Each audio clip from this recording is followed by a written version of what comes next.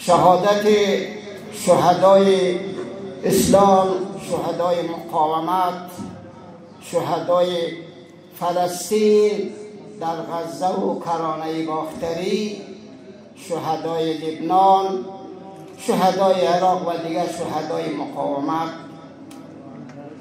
و در رأس سید شهدای مقاومت، مجاهد نستو و افتخار جهان اسلام، حجت الاسلام و المسلمین، سید حسن نصرالله و مجاهد بزرگ و دانشمند انقلابی و مبارز دکتر اسماعیل هنیه و سرلشکر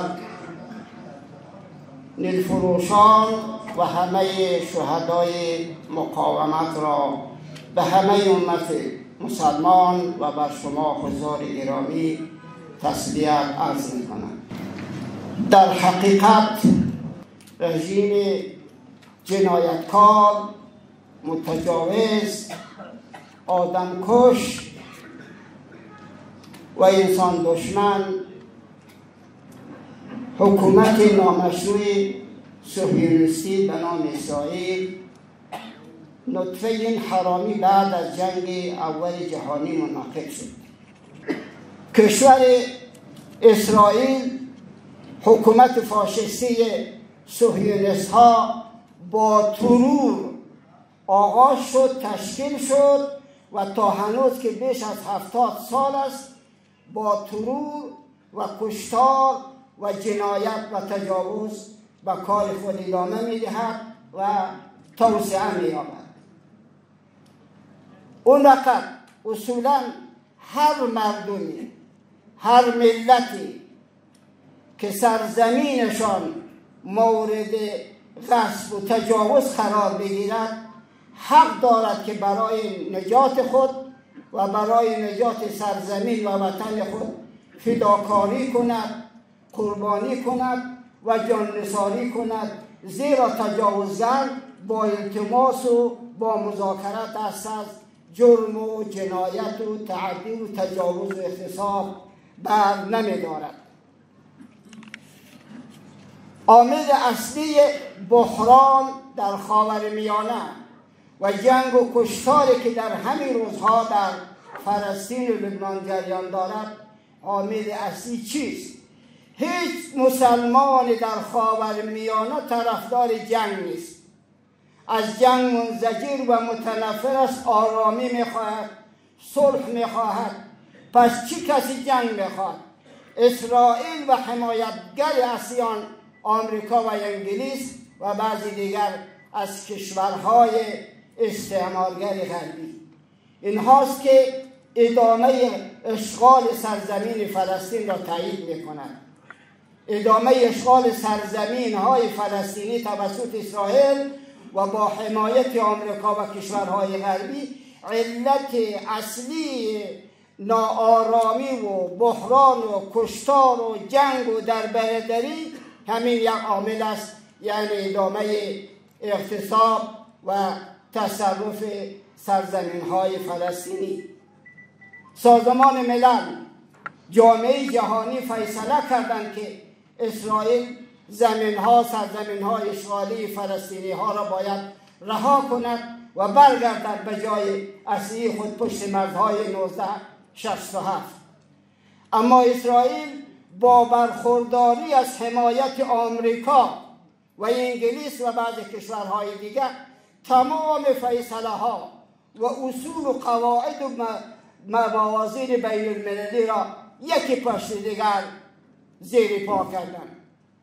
سوال این است که اسرائیل چقدر قدرت دارد که فیصله شورای امنیت را هیچ فیصله‌اش را قبول نمی کند، هیچ فیصله سازمان ملل را نمیپذیرد و هر جنایتی که دلش بخواد انجام میدهد.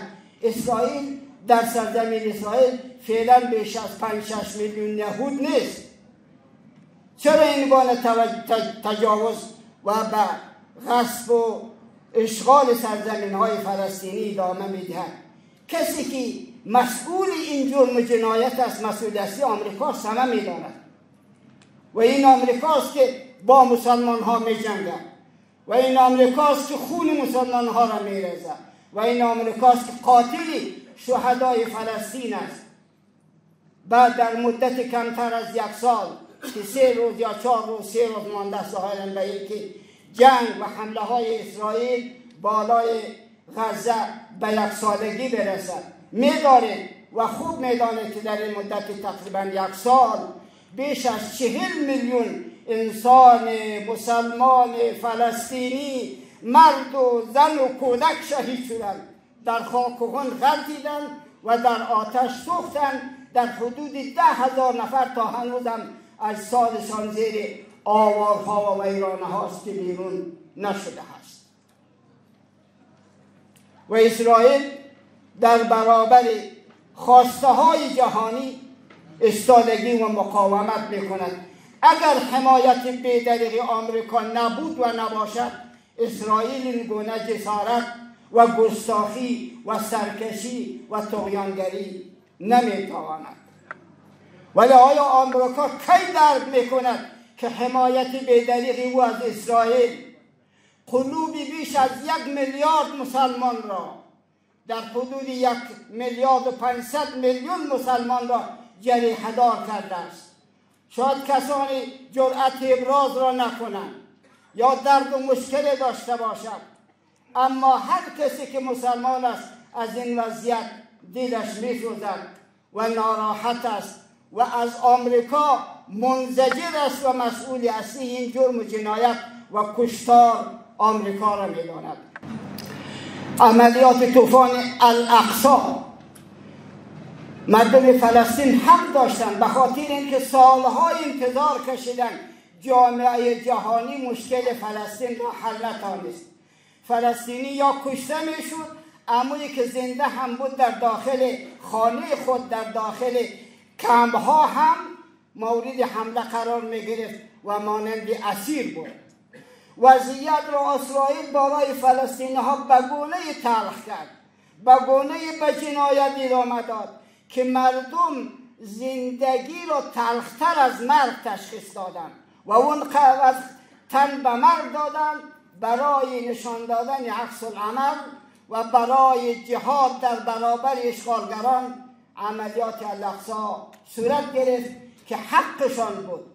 من میگم از آمریکایی ها اگر یک کشور قدرتمندتر از شما می بود از آمریکا که کشور شما را یا بخش از کشور شما را اشغال میکرد، شما چی میکردید؟ آیا به خود حق نمیدادید که هر کاری را بکنید تا سرزمین خود را و کشور خود را از اشغال نجات بدید؟ چرا این حق را به مردم فلسطین نمیدهید؟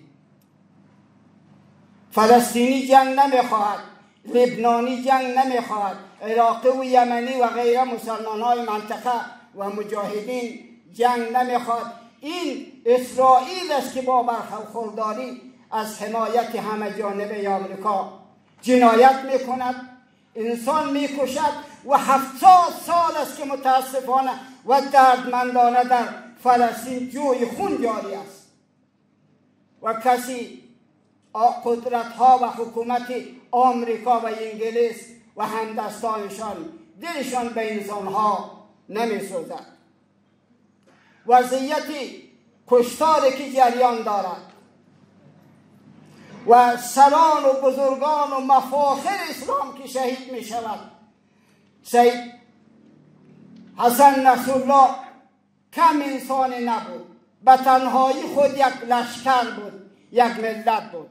شهید هنیه 40,000 یعنی در این مدت نزدیک به 1 سال 40,000 مسلمان فلسطینی مرد زن و کودک در اثر آتشباره های اسرائیل شهید شده.